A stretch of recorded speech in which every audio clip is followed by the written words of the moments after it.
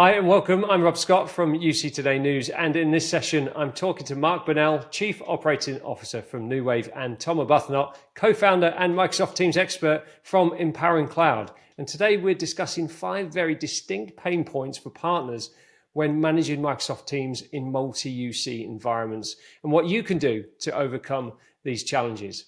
So welcome Mark and Tom. How's it going? It's going great. Good. Thanks, Rob. Good stuff. Well, I'm really excited about today's interview because this presents, I suppose, a huge opportunity for partners, doesn't it? To get in shape for the year ahead and tackle some of those real common headaches and inefficiencies that exist. And I suppose often we put up with things and never do things about them. So today we're going to dig into these and provide some solutions and some real value for the audience. So to kick things off, first, Mark, can we talk number management? Number management across multiple UC platforms can be a real headache, too much complexity, too many programming steps, manual config. What are you seeing from your perspective, and how is New Wave helping its partners to ultimately work across Microsoft Teams and other platforms? Yeah, I think that number management is one of those things that's actually really complex, and it's trying to figure out how do you make that really simple. So with us, it's all about choice, and so you start with choice, and you say, well, I want to have new number lookup procurement. I want to be able to do porting automatically. And I want to be able to do that across not only multiple UC platforms like Teams, Zoom, and Webex, but also across multiple carriers.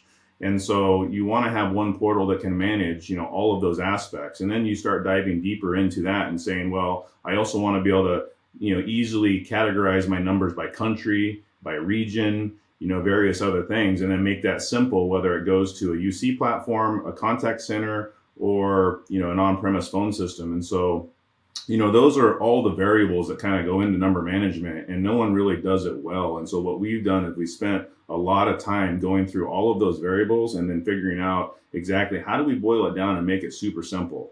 And so that's what we've been able to do, is make a very, easy user interface, and to be able to very intuitively look at those numbers, look at them by country, look at them, I'm ordering team service. And so, those numbers go there, and how you're porting it. And so it's one thing to take all of that complexity and kind of hide it behind the scenes and make it, simple and easy to use and intuitive for an end user. And so that's what we always do, is we take our UI and we make it to where an end user customer can very simply manage their entire voice estate with all their numbers. And if you can do that for an end user customer, then everyone up the chain can definitely train and do that. And so that's what I think that most of our customers rave about, is how simple number management is, within our platform. And Tom, any thoughts on that? What's it feel like from your perspective on number management? Yeah, it's funny, but it is still a pain point with lots of customers. You think after decades in telco, someone would have nailed this problem. But I mean, one of the challenges, and Mark touched on it, is most big customers are multi-platform, or they're migrating from PBX to Teams. They've maybe got some Zoom, they've maybe got some Webex. So there are tools out there, but they're probably more catered to, just classic PBX, or Mark said there, like an individual telco might have a solution for the ranges you buy from them, but do they support everybody else as well? So yeah, there's definitely still a gap there for customers to have a really good understanding of all their ranges. And it's a critical part of that. We're talking about kind of some of the migration story. Understanding what you've got today is part of that migration story as well. Mm-hmm. Yeah, absolutely. Well, let's talk about migrations, legacy migrations especially. There's still a ton of old equipment out there that needs to move over in all these different situations, I suppose, from acquisitions and mergers and that kind of thing, where you do get these migrations having to occur. It can be slow and expensive, and often disruptive, can't it, to kind of manage all this complexity and that kind of thing. So, Mark, can you elaborate on New Wave's approach to help simplify legacy migrations and ultimately reduce that customer disruption? Well, yeah, I mean, every time we see a use case that happens in the real world, we have to take a look at that and then figure out how do we help our customers not have blockers to adoption of service. And a lot of times with legacies, whether that be universities or state and local government or something like that, they have a huge legacy estate. They have on-premise, they have ATAs, gateways, they have a lot of different pieces, and they want to move to the cloud.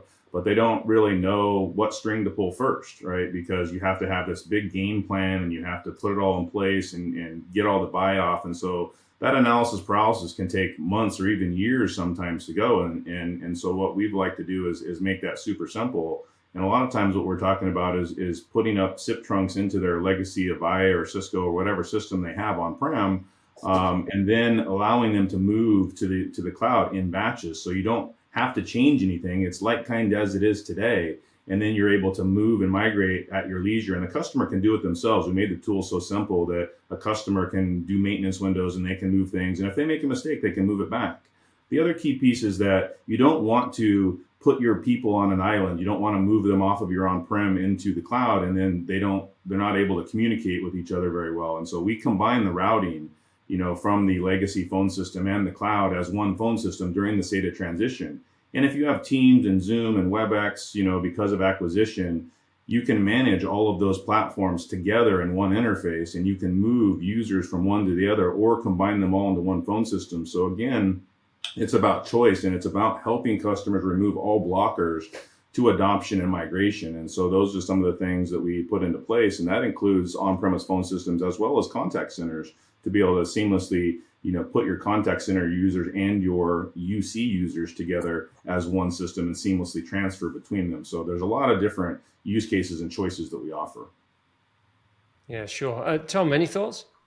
Yeah, I really like that migration approach. Actually, I've seen that used a lot, where you get the SIP trunk in first to the existing PBX, because you're separating the porting, which can be complicated and complex, get that done, and then the migration project to move those users. So you've kind of de-risked the project slightly because you're going in two parts. And as you say, then you've got complete control. But also, if you're working with a single carrier over your kind of traditional PBX estate and your UC, you have control of when you flip that switch. So when you're combining porting at the same time, there's a bit of a variable time frame there. So I like that. The other thing I'd say that's really powerful is you get visibility, because one of the biggest problems with migrations is nobody's really got any proper idea of which numbers are live, which are being used, where they're going. So if over the project lifecycle, as soon as you've got the SIP trunks in, the operator can begin to tell you, well, these ranges are being used, these ranges have never received a call, these ranges have never made a call. So you're building that visibility up. But critically, and Mark said it, you're getting moving, because I've seen the same thing with projects. Like, people could sit forever trying to plan out every last detail, but you never get going. So getting going, getting your SIP done is a first step to the cloud. Mm-hmm. Yeah, and one other thing that I would add to that happens a lot in legacy that we've seen is people still want to be able to support extension dialing in the cloud and in between platforms. And so, it's those intricate features like that we also have developed and provide, so that if somebody wants to extension dial from their SIP trunks to their Teams users or any of the other UC platforms, you can have, we support extension dialing across all of it. Nice. Yeah, that is a nice feature. Cool. Okay. Well, there are often too many kind of windows and portals and platforms in the mix to manage here, but data and analytics is king, as we all know, and it often doesn't sync up properly between these platforms. So how does New Wave handle, the integration between these different management portals and sync everything up nicely? Because I imagine that's a real challenge, Mark. It is, and our philosophy is one portal to rule them all, right? And so that's what we're kind of building here is that we don't really ever want people to have to leave iPilot to manage their entire voice estate. And so whether that's analytics that are from the core network, packet loss, MOS score, jitter, latency, if they want to view real-time graphs of how many standing calls they have, capacity by country, by region. If they're looking at their CDR records and want to be able to look at, ladder diagrams and, calls to and from. So all of those things, right?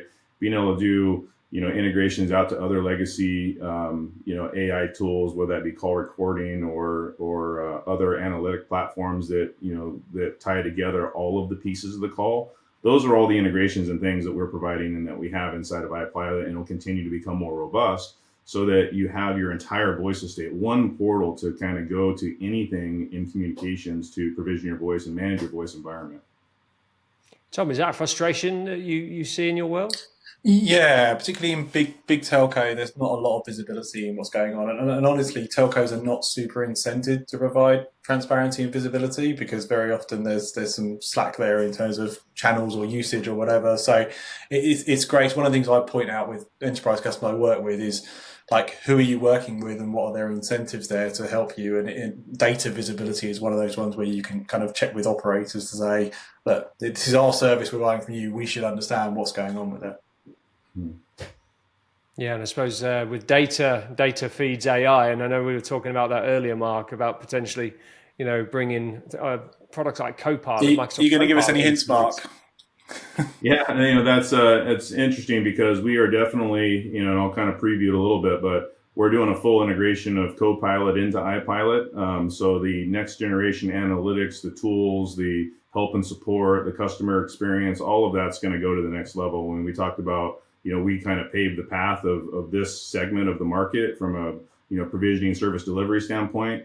It's going to be version 3, and it's going to be, a whole nother level when we roll out Copilot for iPilot. It's interesting because I'm seeing Copilot be a driver now for Teams Phone this year. There's lots of customers that are getting onto Copilot for Microsoft 365 and they're seeing the power of that, but they haven't yet activated Teams Phone, and they're like, well, actually, I need that option in my phone calls now. So that's a good, compelling reason to move to Teams Phone as well. Yeah, it's interesting because with Copilot, right, there's so many different segments of the market where that can help. And so it's not just about what can New Wave and iPilot bring with Copilot and it matters, but then you have the segment of Teams where Copilot's involved. You have the Copilot call recording where that's involved. You have the contact center. So all these different integrations, we don't have to do all of the integrations because our partners that we bring into the system do their portion. But then as far as iPilot itself, from a service delivery and customer experience standpoint, that's going to be off the charts for what we can control inside of our system. Nice. Yes, very nice. Can't wait till you launch an Apple Vision Pro app for, can move our ranges around like this. Yeah, be pretty cool. Okay, good stuff. Well, let's go from pain to pleasure, and let's talk about increasing revenues, adding value, and reducing costs. New Wave, Mark, what does New Wave do to help partners meet the demands of things like increased revenue and adding more value back into the mix? Yeah, there's so many different layers and ways to monetize our system and how we work with our partners, because it's not just about adopting iPilot to carriers and partners, but it's about how can we in New Wave reciprocate to our partners? How can we help them drive more revenue? It's not just about what you can spend with us, but how can we help you? And because we've done all these integrations and you don't have to use our services. So all the integrations that we've done, you have typically as a partner already have an MSA and a relationship with a lot of those vendors. So you go to them, you get your API credentials for your accounts with them, you put them into iPilot, and iPilot transacts that business on your contracts with your providers.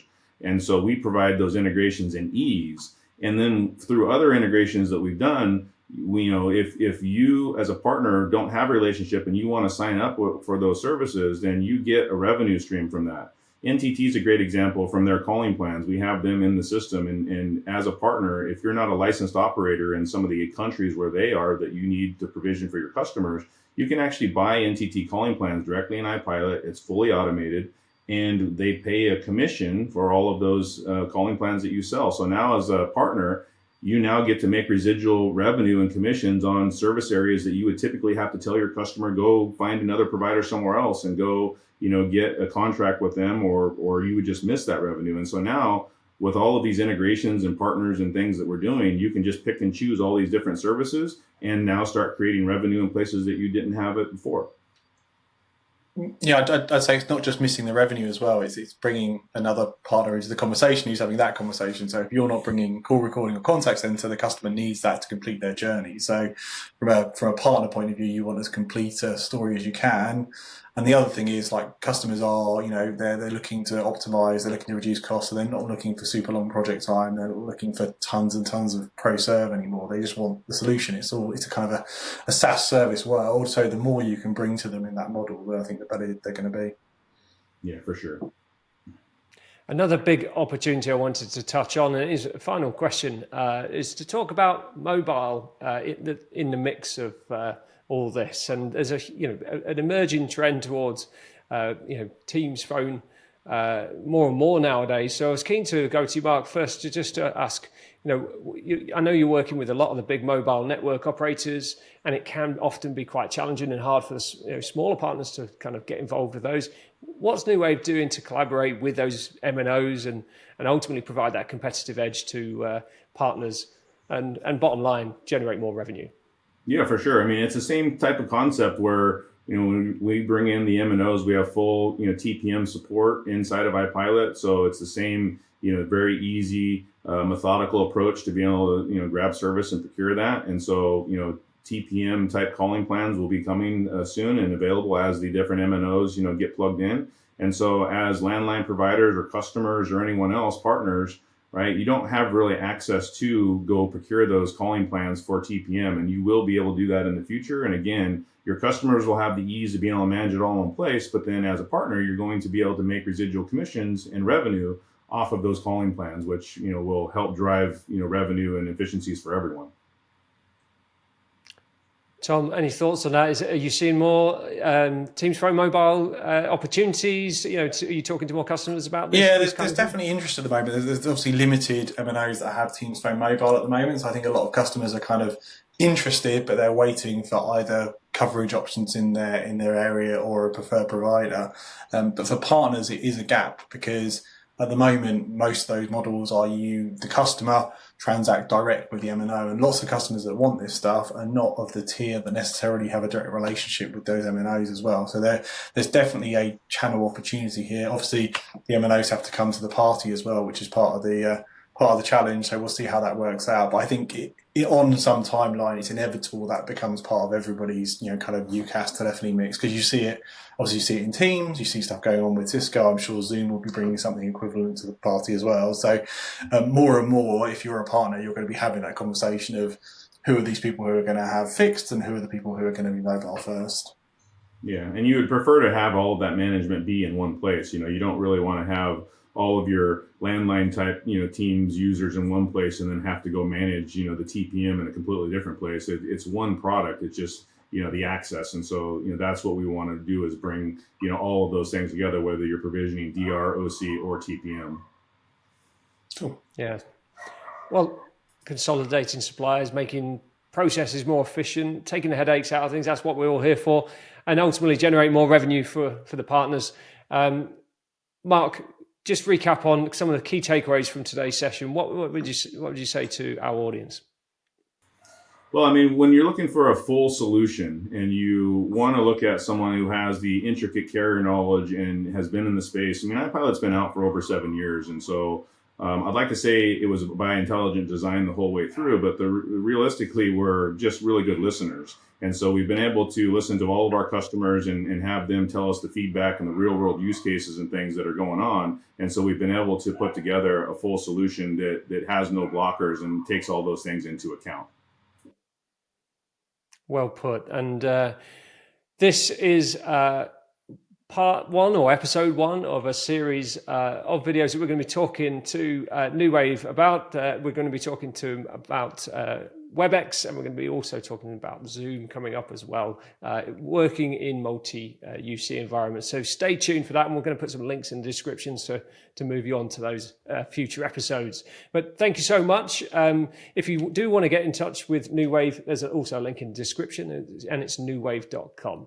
But I'm afraid that's all we've got time for today. Mark, Tom, it's been great talking to you. Thank you so much for joining me. No, thanks for having us. It's been fun. Thank you.